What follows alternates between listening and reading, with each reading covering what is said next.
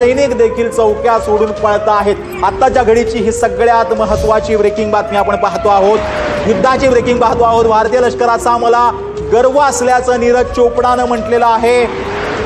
भारतीय लष्कराचा मला गर्व आहे असं नीरज चोपडा यांनी म्हटलंय। भारताचा गोल्डन बॉय म्हणून प्रसिद्ध असलेला नीरज चोपडा यांनी हे ट्विट जे आहे ते केलेलं आहे। भारताचा आणि भारतीय लष्कराचा मला गर्व आहे असं नीरज चोपडा यांनी म्हटलंय। भारतीय सैन्य जे काही सध्या हल्ले करतंय त्यामुळे कोणत्याही भारतीयाची छाती ही फुगल्याशिवाय राहणार नाही। राजौरी सेक्टरमध्ये पाकच्या गोळीबाराला भारताकडनं जोरदार उत्तर दिलं जातंय।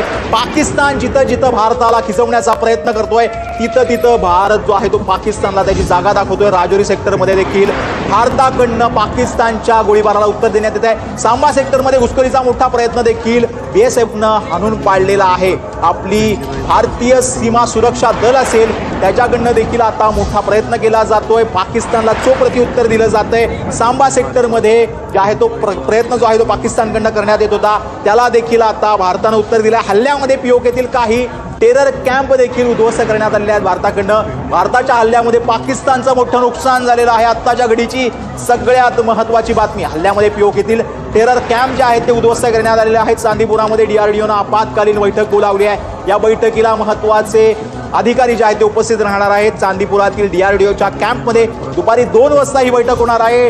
डीआयजीच्या संबंधित संपूर्ण अधिकारी या बैठकीला उपस्थित राहतील। इस्लामाबादमध्ये भारताचे ड्रोन हल्ले पाहायला मिळत आहेत। भारत जो आहे तो पाकिस्तानच्या सर्व शहरांना लक्ष्य करतोय। सियालकोट असेल, इस्लामाबाद असेल, कराची असेल, त्यानंतर पेशावर असेल, रावलपिंडी असेल, या महत्त्वाच्या शहरांवरती भारतानं हल्लाबोल केलेला आहे।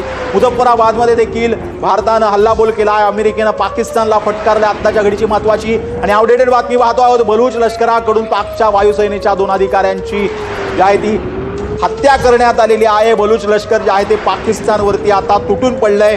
बलूच आर्मीकडनं जे आहे ती 2 पाकिस्तानी लष्करी अधिकाऱ्यांची हत्या करण्यात आलेली आहे। आणि महत्त्वाची बैठक म्हणजे संरक्षण मंत्री राजनाथ सिंह यांनी महत्त्वाची बैठक बोलावलेली आहे। या बैठकीला उद्या सकाळी महत्त्वाचे अधिकारी उपस्थित राहणार आहेत। पीओकेच्या मुझफ्फराबादमध्ये मोठा धमाका झालेला आहे, स्फोट झालेला आहे।